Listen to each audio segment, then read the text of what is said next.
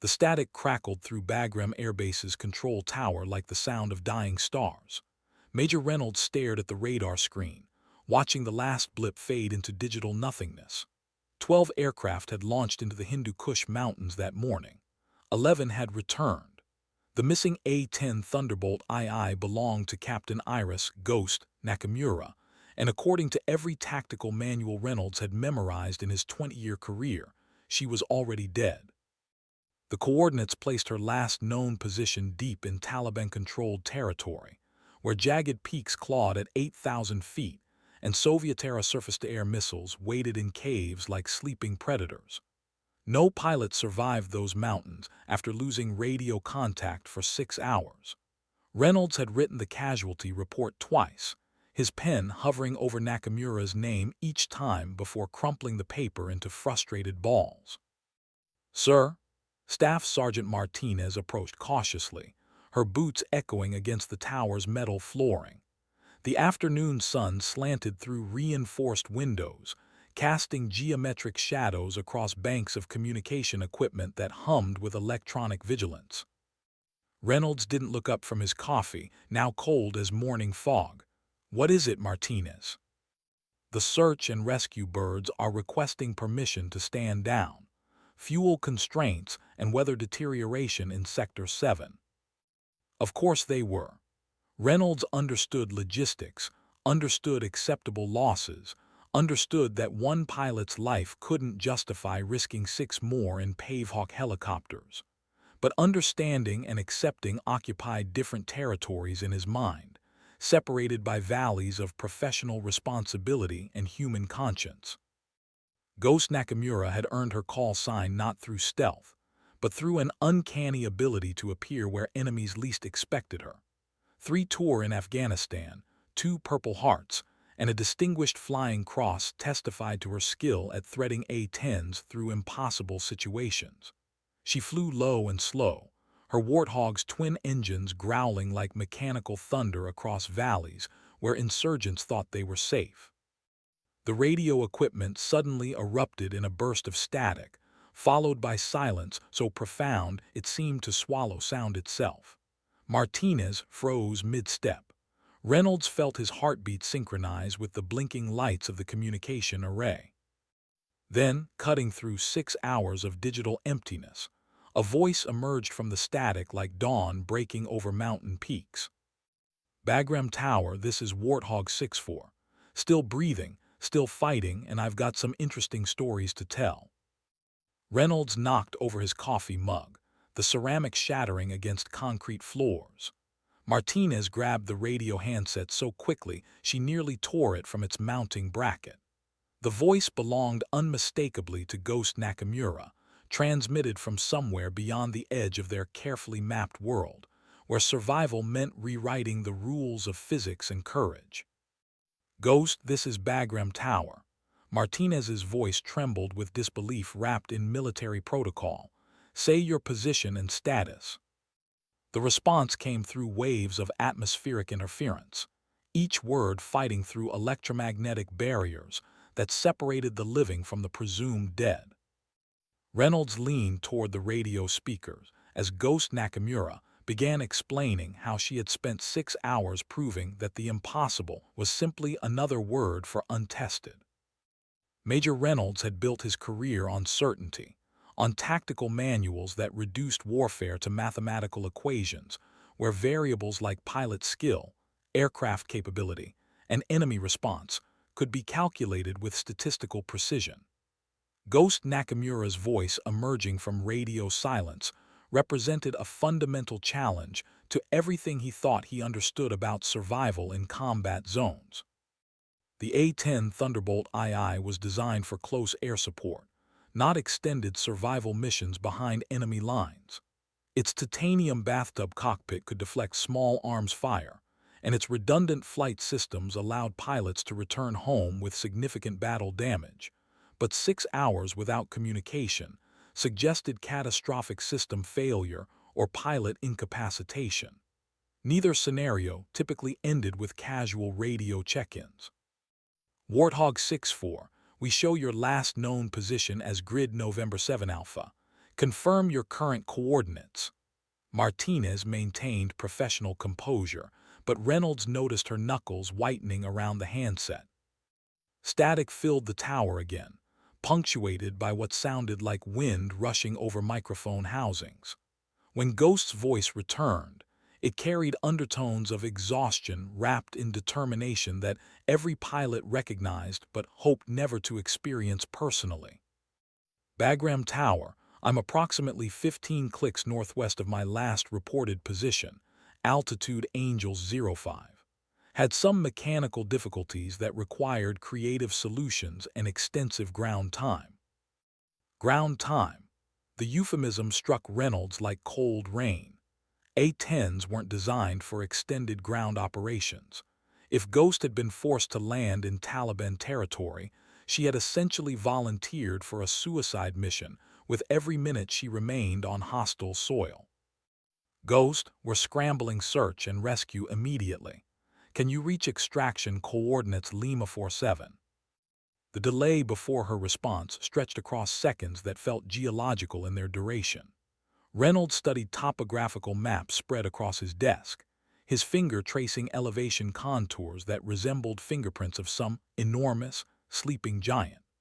Lima 47 sat in a valley bowl, surrounded by peaks that insurgents had fortified with weapons ranging from aging Kalashnikov rifles to sophisticated anti-aircraft systems. Negative on Lima 47. I've got company in this neighborhood, and they're not particularly friendly. Request alternate extraction coordinates, preferably somewhere with fewer people trying to introduce me to their ammunition. Martinez looked toward Reynolds, seeking guidance that military protocols hadn't adequately prepared either of them to provide. Standard procedures assumed pilot recovery operations would occur within hours of aircraft loss, supported by overwhelming air superiority and rapid response capabilities.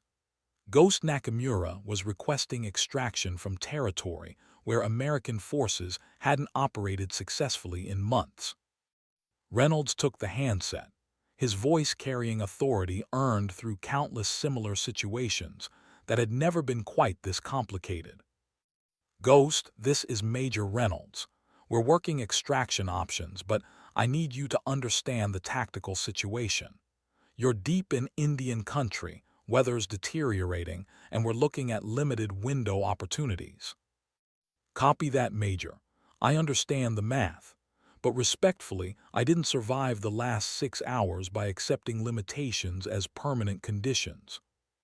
Her response carried something Reynolds recognized from his own combat experiences. The particular brand of stubborn confidence that emerged when survival depended entirely on refusing to acknowledge defeat as possibility. The communication array suddenly filled with overlapping voices as word of Ghost's survival spread through Bagram's operational network. Pilots, crew chiefs, intelligence analysts, and medical personnel converged on frequencies like moths drawn to unexpected light. Reynolds raised his hand for silence, understanding that Ghost Nakamura's next transmission would determine whether her story ended as miraculous survival or prolonged tragedy. Ghost Nakamura's survival had transformed Bagram Air Base from a routine operational hub into something resembling mission control for a space rescue. Personnel who normally worked independent shifts found themselves clustering around communication equipment, drawn by the magnetic pull of a story that challenged fundamental assumptions about what was possible in combat zones. Lieutenant Colonel Sarah Chen arrived from the intelligence section, carrying classified folders thick with enemy position reports and threat assessments. Her expression suggested she was reviewing tactical problems that existed beyond conventional solution parameters. Major Reynolds, I need to brief you on the operational environment where Captain Nakamura is currently located. Chen's voice carried the particular weight that intelligence officers used when delivering information nobody wanted to hear. Reynolds gestured toward his office, but Chen shook her head. This affects everyone monitoring her situation. They need to understand what she's facing. Chen spread detailed satellite imagery across a nearby table, pointing to topographical features that looked like abstract art from above, but represented lethal reality from ground level. Captain Nakamura is operating in what we designate as Grid November 7 through November 9. This area contains an estimated 40 to 60 Taliban fighters equipped with RPGs, mortars, and at least 2 confirmed Zu-23 anti-aircraft guns. Martinez studied the photographs, her expression shifting from hope toward something approaching dread. How did she survive initial contact? That's what we're trying to understand. According to our intelligence estimates, any aircraft forced down in this sector would face immediate enemy response within minutes. The fact that she's been operational for 6 hours suggests either our intelligence is wrong or Captain Nakamura has capabilities we haven't properly documented. The radio crackled again, Ghost's voice cutting through their tactical analysis with the authority of someone providing real-time ground truth. Bagram Tower, Warthog 6-4. I'm observing enemy movement approximately 2 clicks south of my position. Count approximately 20 personnel with light vehicles, moving northwest along what appears to be a supply route. Reynolds grabbed the handset. Ghost, can you maintain concealment and avoid contact? Negative. They're moving directly toward my position. I estimate 15 minutes before they reach visual range of my bird. The tower fell silent except for the electronic humming of communication equipment and the distant sound of helicopters conducting routine operations that suddenly seemed trivial compared to Ghost's situation. Everyone present understood that tactical situations could transform from manageable to catastrophic within minutes, and that radio communication provided only limited capability to influence events occurring hundreds of miles away. Chen leaned toward the radio. Captain Nakamura, this is Lieutenant Colonel Chen from Intelligence. What are your defensive capabilities? Ma'am, I've got my sidearm, emergency survival kit, and whatever I can improvise from aircraft systems. My bird took damage, but she's not completely useless. Reynolds felt his chest tighten. A disabled A-10, one pilot, and approaching enemy forces represented a tactical equation with historically predictable outcomes. But Ghost Nakamura had already survived 6 hours beyond statistical probability, suggesting she might be operating according to different mathematical principles. Ghost, we're expediting search and rescue operations. Hold your position and avoid engagement unless absolutely necessary. Her response came through static that seemed to mirror the atmospheric tension building inside Bagram's control tower. Copy that, Major. But if these folks insist on getting social, I'll do my best to make them regret their hospitality choices. The war in Afghanistan had taught Captain Iris Nakamura that survival often required transforming limitations into advantages through pure creative stubbornness. Her A-10 Thunderbolt II sat partially concealed in a rocky depression that would have been invisible to casual observation, but provided minimal protection against determined ground search.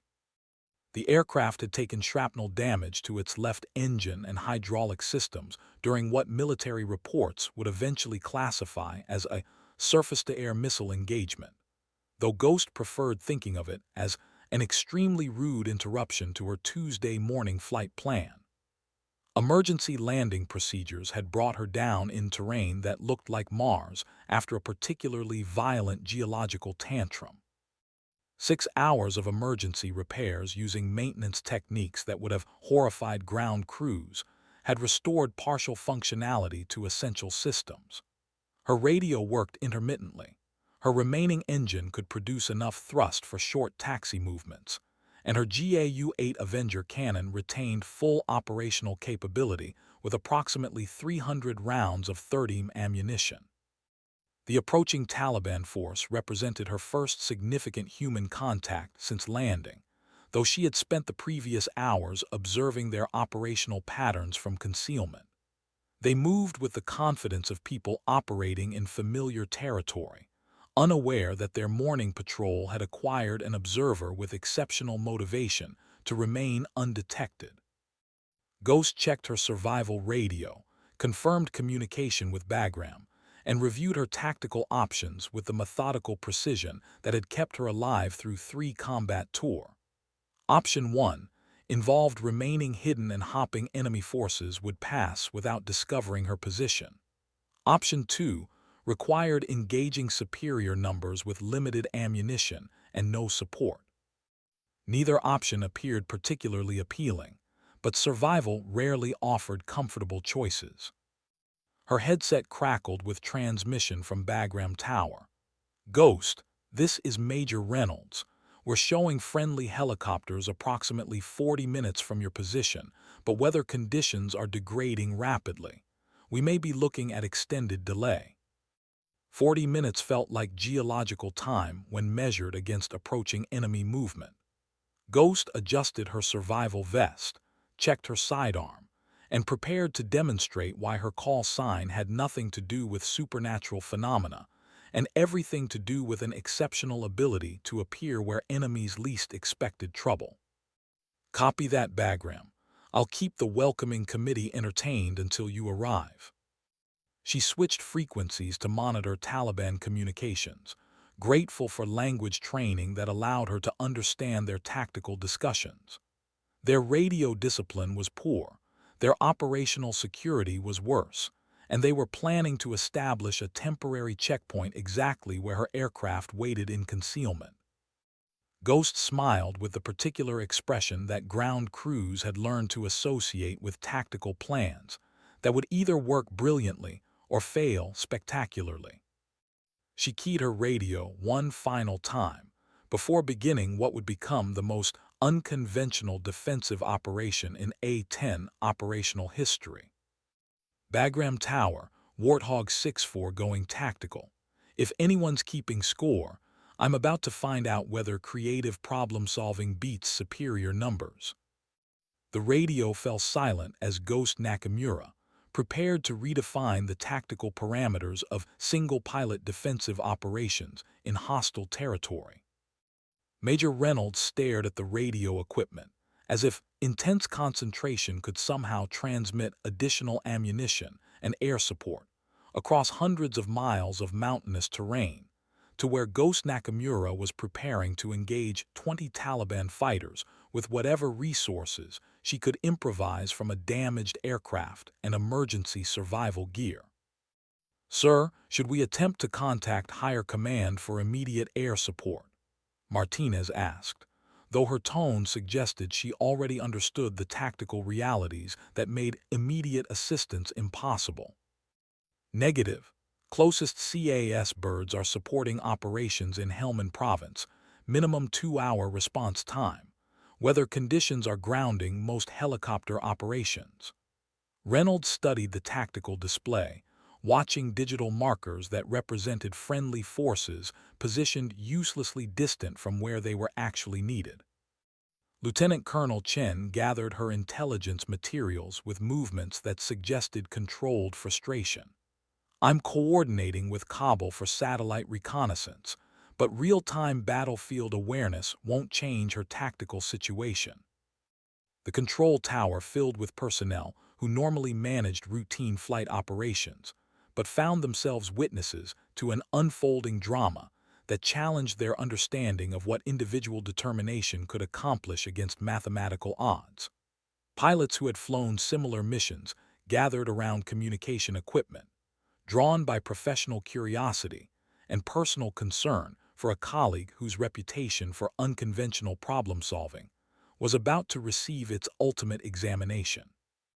Ghost's radio remained silent for 17 minutes, a duration that felt simultaneously eternal and instantaneous to everyone monitoring her situation.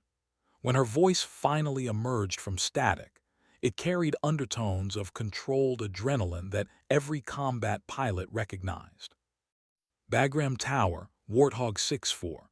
Contact with approximately 20 enemy personnel has been educational for all parties involved." Reynolds grabbed the handset so quickly he nearly disconnected the communication cable. Ghost, report your status. I'm operational and still in possession of my aircraft, though I suspect the local neighborhood watch committee is having serious discussions about property values. Request immediate tactical assessment for extraction, coordinates Alpha 72. Martinez consulted topographical maps, her finger tracing elevation contours and road networks around coordinates that placed Ghost approximately 3 kilometers from her original position. Alpha 72 sat in terrain that offered better helicopter landing options, but required her to move through areas where enemy forces had established observation posts. Ghost, Alpha 72 is feasible for extraction, but you'll need to traverse open ground for approximately 1 click. We're tracking multiple enemy positions along your probable routes. Copy that. I've been having similar observations about local traffic patterns, but I've managed to convince several folks that this particular real estate isn't worth fighting over. Her casual tone masked what everyone listening understood to be a successful defensive engagement against superior numbers, accomplished through tactics that would probably never appear in official training manuals, but had apparently proven effective under battlefield conditions. Reynolds felt something approaching hope, tempered by professional understanding that Ghost's situation remained critically dangerous despite her apparent tactical success. Ghost, we're expediting search and rescue operations. Maintain position if possible, move only if absolutely necessary. Roger that, Major. I'll stay put unless my neighbors decide to resume their social visits. The Afghan mountains had witnessed countless small tactical engagements throughout decades of warfare, but Ghost Nakamura's defensive operation would eventually earn classification as a case study in individual initiative and creative resource utilization. Her approach to engaging superior numbers had involved transforming her damaged A-10 into a stationary weapons platform, using its remaining operational systems to create tactical advantages that compensated for numerical disadvantagement. The GAU-8 Avenger cannon, designed for destroying armored vehicles, had proven equally effective at discouraging personnel who believed they were approaching a disabled aircraft defended by a single pilot with limited capabilities. 3 carefully aimed bursts had eliminated enemy leadership and scattered remaining forces in directions that took them away from her position rather than toward reinforcement opportunities. Her emergency survival training had included instruction on camouflage, field fortification, and psychological warfare techniques, but the curriculum had never specifically addressed using aircraft engine noise to simulate incoming air support, while maneuvering on foot to attack enemy positions from unexpected angles. The Taliban forces had withdrawn after discovering that their routine investigation had encountered someone who appeared capable of calling down precise fire support from invisible sources. Their radio communications, monitored by Ghost through survival equipment, revealed confusion about whether they were engaging a single pilot or an advance element of a larger American operation.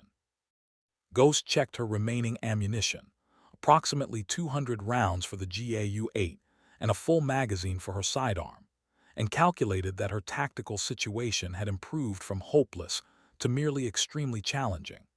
The approaching search and rescue helicopters represented salvation, but only if she could maintain defensive positions for another 20 minutes while avoiding detection by enemy forces who were undoubtedly repositioning for renewed contact. Her survival radio crackled with transmission from Bagram. Ghost, this is Major Reynolds. We're receiving reports of engagement in your sector from multiple intelligence sources. Confirm your tactical status. Bagram, I'm secure in current position with good observation of surrounding terrain. The locals and I came to a mutual understanding about respecting each other's personal space. Reynolds' voice carried undertones of professional curiosity mixed with concern. Ghost, we need accurate assessment for search and rescue planning. What are your defensive capabilities if enemy forces renew contact? She surveyed her tactical situation with the methodical precision that survival demanded. Her aircraft remained partially operational, her position offered good fields of fire, and her improvised defensive preparations had already proven effective against one assault. More importantly, she had discovered that individual determination and creative problem-solving could overcome statistical disadvantages when survival provided sufficient motivation. Major, I've got adequate resources to maintain position until extraction arrives, but I'd appreciate it if the rescue birds could avoid taking the scenic route. Her response carried confidence earned through 6 hours of proving that conventional tactical limitations were simply starting points for unconventional solutions. The rescue operation launched from Bagram involved 2 HH-60 Pavehawk helicopters escorted by Apache attack helicopters, representing the maximum air assets available for immediate deployment despite weather conditions that challenged flight safety protocols. The Pavehawk helicopters carried crews trained in combat search and rescue operations, equipped with medical supplies, defensive weapons, and specialized equipment for extracting personnel from hostile territory. Their pilots had flown similar missions throughout Afghanistan, but none had involved recovering a pilot who had apparently conducted successful defensive operations for extended periods behind enemy lines. Captain Jessica Reaper Morrison commanded the lead Pavehawk, her call sign earned through 3 years of successful rescue operations that had brought home aircrews from situations where survival had seemed mathematically impossible. Her crew chief, Technical Sergeant David Park, had participated in over 40 combat rescue missions and possessed intuitive understanding of how quickly tactical situations could shift from routine to catastrophic. Bagram Control, this is Rescue 11. Flight of 4 helicopters departing Extraction LZ, estimated flight time to target area 20 minutes. Morrison's voice carried professional confidence, developed through experience with operations where precision and speed determined outcomes. The Apache helicopters flew escort positions, their pilots scanning terrain below for signs of enemy activity that could threaten the rescue operation. Their weapons systems remained armed and ready, though rules of engagement required positive identification before engaging targets in areas where civilian populations might be present. Weather conditions deteriorated as the formation approached Ghost's position, with cloud ceilings dropping to levels that would normally justify mission cancellation. But rescue operations followed different risk calculations than routine flights, especially when they involved pilots who had already exceeded survival expectations. Rescue 11, this is Bagram Control. Be advised that Warthog 64 has reported enemy contact within the last 30 minutes. Approach with extreme caution. Morrison acknowledged the transmission while reviewing tactical maps that showed terrain features around Ghost's position. The extraction site offered adequate landing space for helicopters, but surrounding hills provided excellent positions for enemy observers and anti-aircraft weapons. Her headset filled with Ghost's voice, transmitted through atmospheric interference that made every word sound like it was traveling across vast distances. Rescue 11, this is Warthog 64. I've got eyes on your formation approaching from the southeast. Be advised that local traffic has been light for the past 15 minutes, but they're probably still in the neighborhood. Morrison felt the particular tension that preceded high-risk operations, a combination of professional focus and personal concern that every rescue pilot learned to manage without allowing it to compromise tactical judgment. Ghost, this is Rescue 11. We're approximately 5 minutes from your position. Are you prepared for immediate extraction? Affirmative. I'm ready to leave this vacation destination, though I have to admit the scenery has been educational. Morrison smiled despite the tactical seriousness of their situation. Ghost Nakamura's casual attitude toward circumstances that would terrify most people suggested she possessed the psychological resilience that separated exceptional pilots from merely competent ones. The rescue formation descended through deteriorating, whether toward coordinates where Ghost waited with whatever remained of her defensive preparations, and her apparently inexhaustible supply of determination. The extraction zone appeared below the Pavehawk helicopters like a geological amphitheater carved from stone and shaped by centuries of erosion into something that resembled a natural landing pad, surrounded by observation positions ideal for ambush operations. Ghost's A-10 sat partially concealed among rock formations that provided camouflage, but offered limited protection against determined assault. Morrison initiated approach procedures while scanning the surrounding terrain through helicopter windows that revealed landscape empty of visible human activity, but filled with potential concealment positions. Her crew chief, Technical Sergeant Park, prepared extraction equipment while monitoring radio frequencies for enemy communications that might indicate approaching threats. Ghost, this is Rescue 11 beginning final approach. Are you ready for immediate pickup? Ghost's response came through static that suggested she was moving away from her aircraft toward predetermined extraction coordinates. Rescue 11, I'm approximately 50 meters northeast of my bird, marked with signal mirror. Recommend rapid extraction procedures. Morrison spotted the reflected sunlight from Ghost's signal mirror and began descent toward a landing zone that offered adequate space for helicopter operations, but required precise navigation to avoid rock formations that could damage rotor systems. The Apache escorts established overwatch positions, their pilots scanning for threats while maintaining readiness for immediate fire support. Technical Sergeant Park opened the Pavehawk side door, revealing terrain below that looked like surface of an alien planet where humans had no reasonable expectation of survival. The helicopter touched down with rotor wash creating dust clouds that reduced visibility but provided concealment from potential observers. Ghost Nakamura emerged from concealment and moved toward the helicopter with movements that suggested controlled urgency rather than panic. Her flight suit showed evidence of 6 hours spent in combat conditions, and her expression carried satisfaction mixed with exhaustion that everyone recognized from their own difficult missions.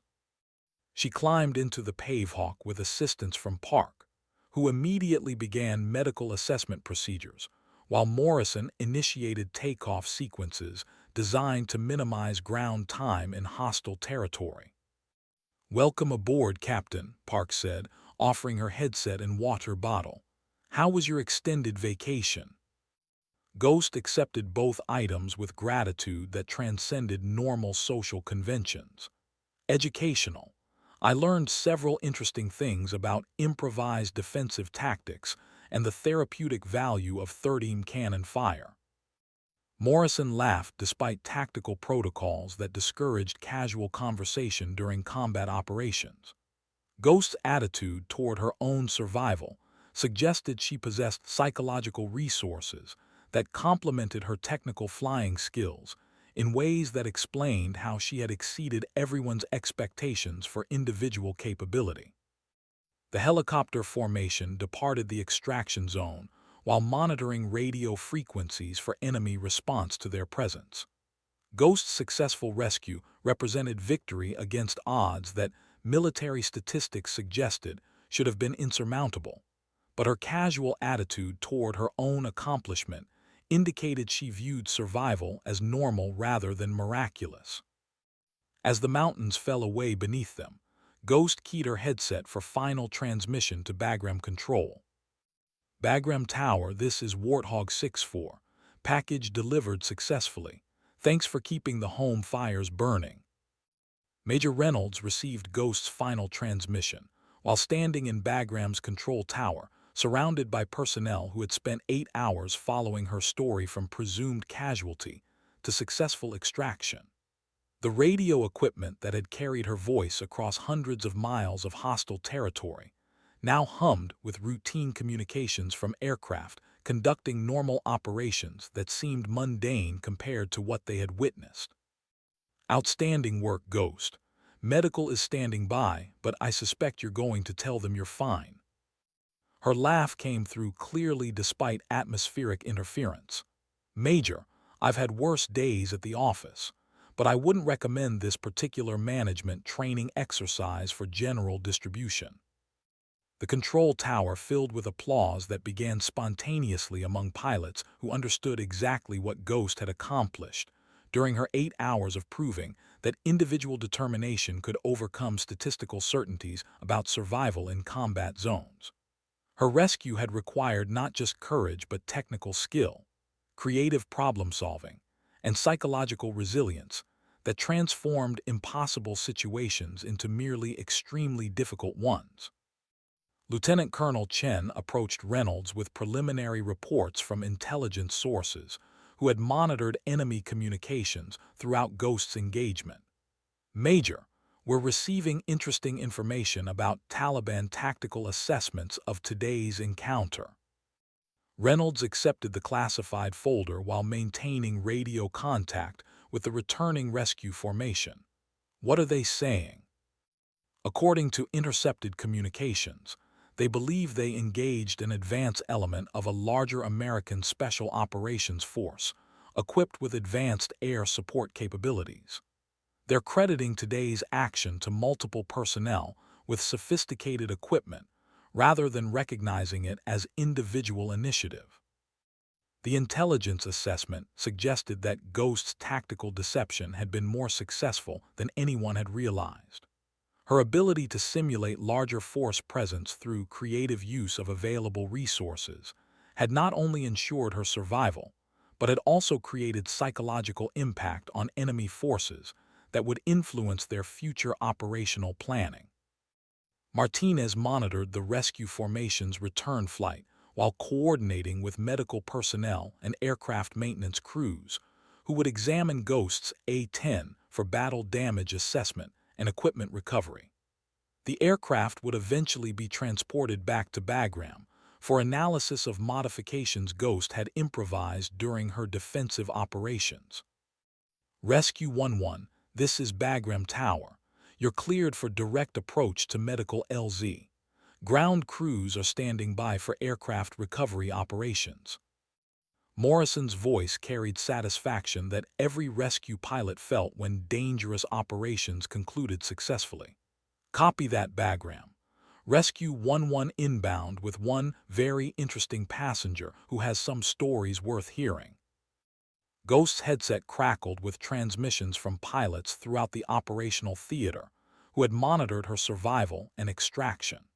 Her achievement had spread through military communication networks, generating recognition that extended beyond her immediate unit to include air crews who understood the significance of what individual capability could accomplish when survival demanded exceeding conventional limitations.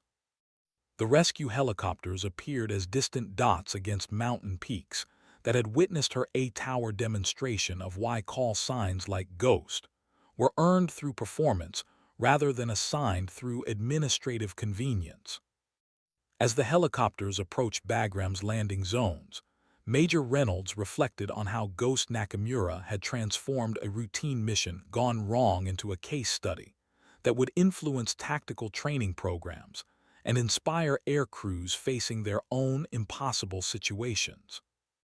The medical landing zone at Bagram Air Base buzzed with activity as personnel prepared to receive Ghost Nakamura, though everyone expected her to decline extensive medical evaluation in favor of immediate debriefing sessions, where she could explain how 8 hours of creative problem-solving had produced tactical results that challenged fundamental assumptions about individual capability in combat situations.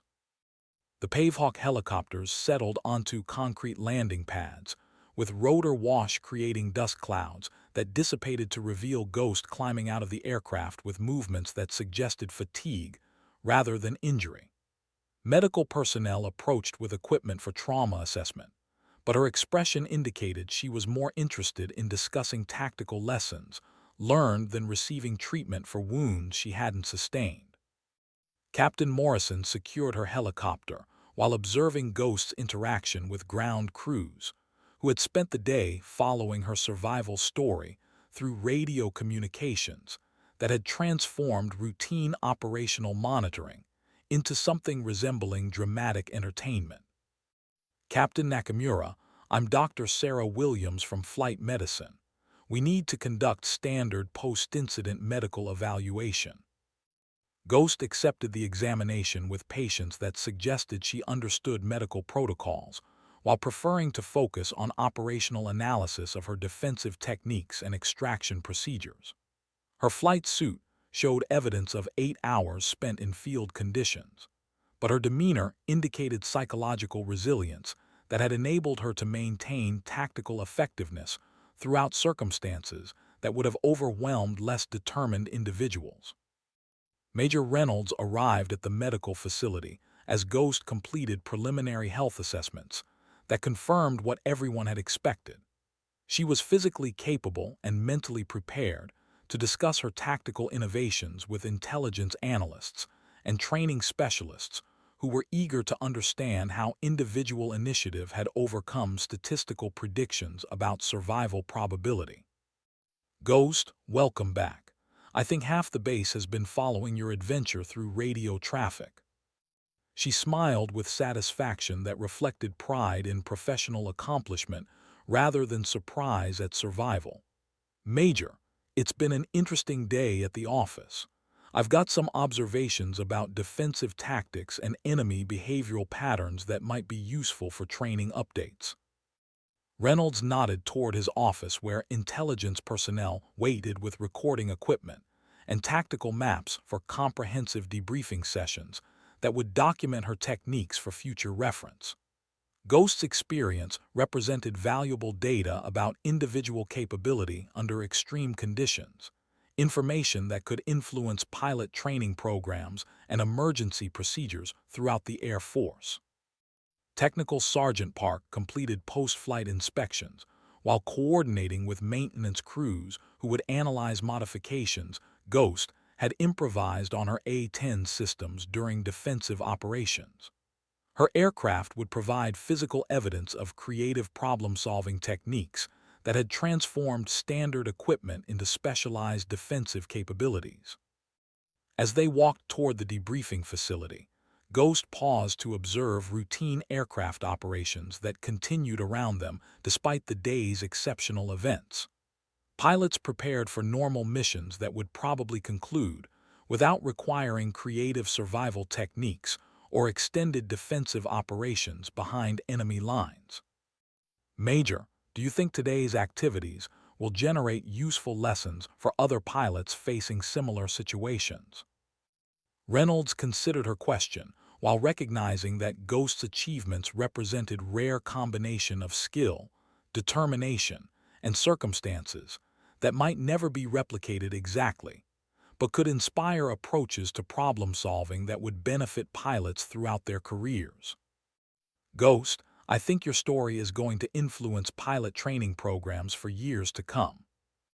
The debriefing session convened in Bagram's intelligence facility, where Ghost Nakamura faced panels of analysts, training specialists, and operational commanders who had gathered to document her tactical innovations during 8 hours of individual defensive operations that had exceeded every statistical prediction about survival probability in hostile territory.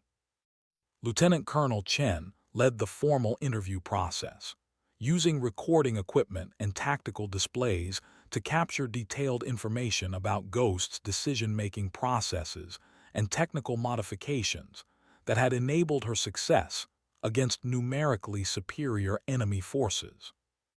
Captain Nakamura, let's begin with your initial assessment when you realized extraction wouldn't be immediately available. Ghost consulted notes she had maintained throughout her survival experience, demonstrating the methodical approach to documentation that separated professional pilots from individuals who survived through luck alone. Her analysis combined technical evaluation of equipment capabilities with tactical assessment of enemy behavioral patterns and environmental factors that had influenced her strategic choices. "Ma'am, my primary concern was establishing defensive positions that would allow me to maintain communication with Bagram, while denying enemy forces easy assault routes against my aircraft. The terrain offered concealment opportunities, but I needed to create tactical advantages that would compensate for numerical disadvantagement." Chen reviewed satellite imagery that showed Ghost's position relative to enemy movement patterns observed through electronic surveillance. The topographical features had provided natural defensive barriers, but Ghost's success had required creative utilization of available resources rather than simple reliance on geographical advantages. Describe your approach to engaging enemy reconnaissance elements. I used my aircraft's remaining operational capabilities to simulate larger force presence while conducting limited mobility operations on foot to attack enemy positions from unexpected angles. The psychological impact appeared to be as effective as direct fire engagement. Major Reynolds monitored the debriefing while recognizing that Ghost's tactical innovations represented individual initiative that couldn't be easily replicated through standard training procedures. Her success had resulted from personality characteristics and technical skills that enabled creative problem-solving under extreme stress. Training specialists documented her techniques for potential inclusion in survival instruction programs, though everyone understood that Ghost's achievements reflected rare combination of preparation, opportunity, and psychological resilience that distinguished exceptional pilots from competent ones. "Captain, what recommendations would you make for pilots facing similar circumstances?" Ghost considered the question with seriousness that reflected understanding of how her experiences might benefit others facing dangerous situations, where survival depended on individual capability rather than external support. "Sir, the most important factor was refusing to accept tactical limitations as permanent conditions. Every piece of equipment has potential applications beyond its designed purpose, and enemy forces make assumptions about American capabilities that can be exploited through creative deception."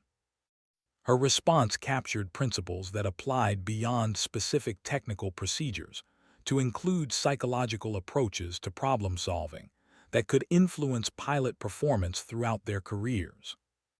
The debriefing session continued through detailed analysis of her defensive modifications, communication procedures, and tactical decision-making that would eventually contribute to updated training programs designed to prepare pilots for situations where individual initiative determined survival outcomes. As evening approached, Ghost's story had already begun spreading through military communication networks, generating recognition that would transform her A-Tower survival demonstration into inspiration for air crews facing their own impossible challenges. The story of Ghost Nakamura's survival and tactical innovations spread through military networks with velocity that surprised personnel accustomed to bureaucratic delays in information distribution. Within 48 hours, pilots at air bases throughout the operational theater were discussing her techniques, and training commands had initiated preliminary reviews of curriculum modifications that could incorporate her lessons into formal instruction programs.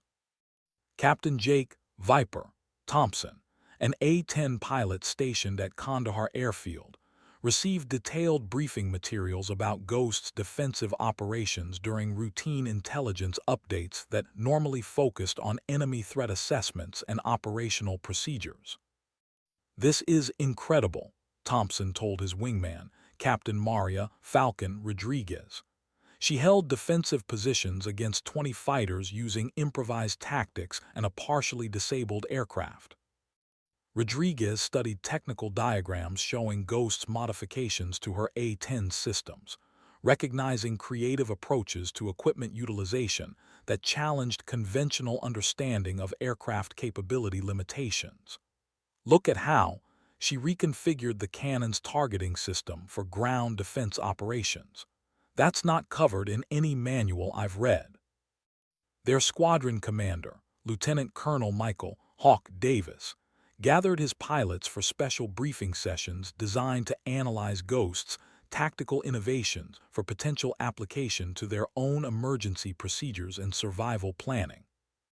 Ghost Nakamura's experience represents exceptional individual capability, but her techniques demonstrate principles that all of you can adapt to your own operational planning, Davis explained, while reviewing satellite imagery and communication transcripts from her defensive engagement.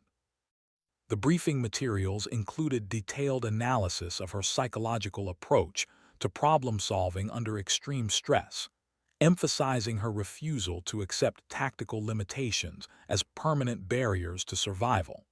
Her mental resilience had enabled creative thinking when conventional responses would have proven inadequate. Training specialists at pilot education facilities began developing simulation exercises based on Ghost's situation, creating scenarios where pilots could practice individual defensive tactics and equipment improvisation techniques under controlled conditions that replicated the decision-making challenges she had faced. Major General Patricia Sullivan, commander of air operations in Afghanistan, issued formal recognition of Ghost's achievements while initiating comprehensive review of pilot survival training programs that could benefit from her innovations. Captain Nakamura's performance represents the highest standards of individual initiative and professional competence, Sullivan announced during command briefings attended by senior officers throughout the theater. Her techniques will influence pilot training for years to come.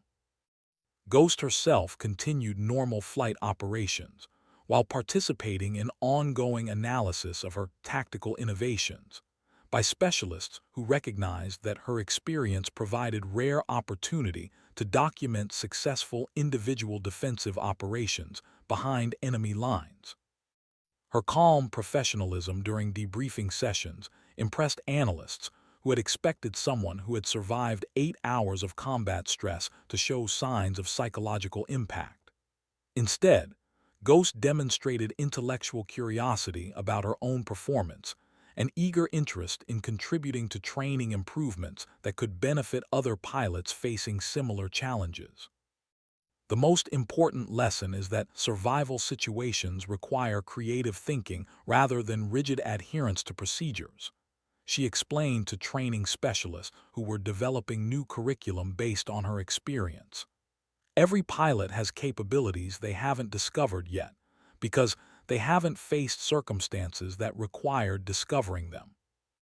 Her philosophical approach to survival and tactical problem-solving became as influential as her specific techniques, inspiring approaches to pilot training that emphasized psychological preparation alongside technical skill development. Within months,